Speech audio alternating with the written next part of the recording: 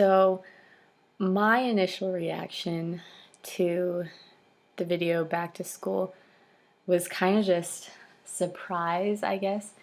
I knew that, you know, primary education was difficult to come by for a lot of people in different countries. But it really um, hit me, I guess, when I saw it. Um, the ways that other people go to school. And so I think especially the girl in Afghanistan, like how hard it was for her to focus on her studies, and she wanted it so much. It was like her main goal in life was to become as educated as possible, and yet she still had all these distractions at home and stuff based on cultural circumstance as well as um, family obligations. And you know it was just really interesting to me that she wanted it so bad, and yet she still had all these obstacles to overcome. So that's what I think about the girl in Afghanistan. I was really um, I was really surprised about the girl from India. That's what kind of made me really sad, just because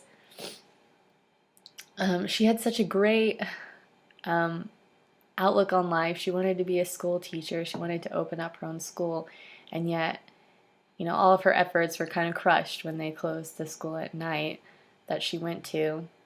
And I just kind of thought that must have been really hard for her, because there wasn't a way for her to achieve what she wanted to.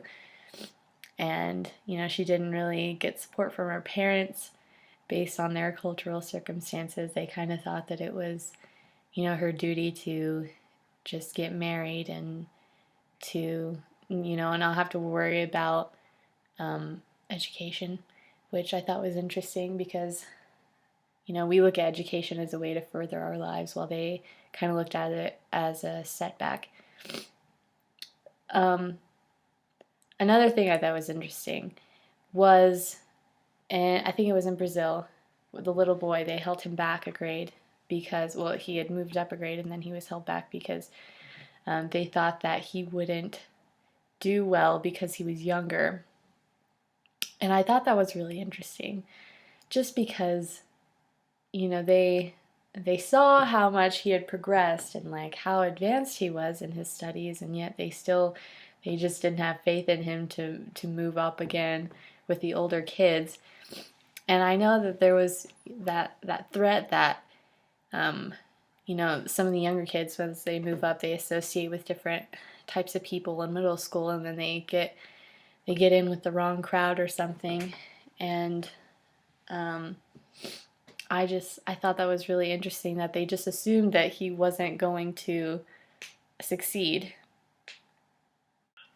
Another thing I thought was kind of crazy was how intense the little boy in Japan, like how intense his education was. And then they said something about how it had become lax over the years because they they felt like they were pushing them too hard to where it wasn't interesting anymore.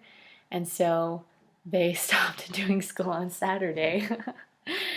And I was just kind of shocked. Um, I mean, we have this assumption that, all Asian education is, it's really intense. But then they said that, now that they've made it to where it's not as intense as it was, that the kids don't really have the yearning for knowledge or education that they once did.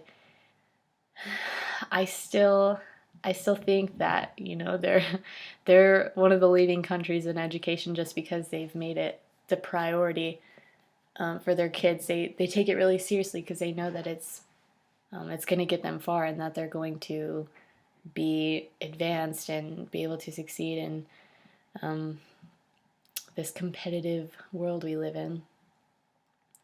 So yeah, that's kind of just my basic opinion of all these different countries, and putting it all together, it just comparing it to the United States, and how, we have we have such a privilege to be able to enroll in school and go every year for free.